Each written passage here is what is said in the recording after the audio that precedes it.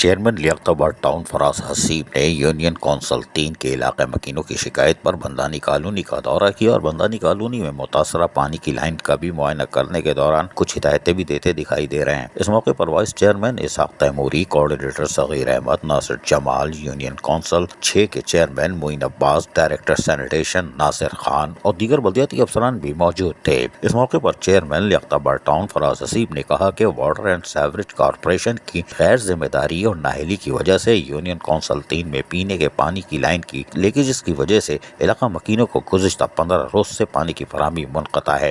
علاقہ مکین پانی کی عدم فراہمی کی وجہ سے پریشانی کا شکار ہیں۔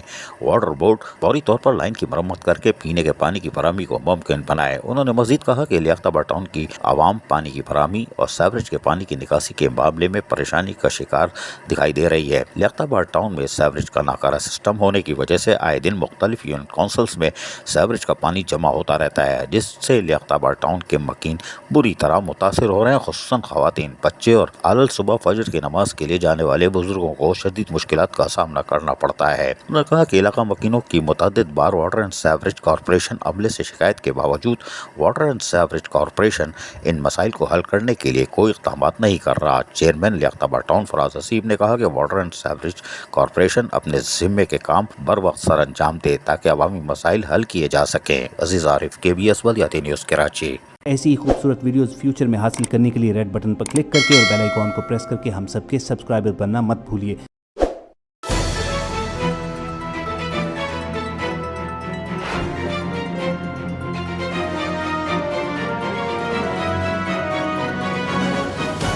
KBS بلدیاتی نیوز۔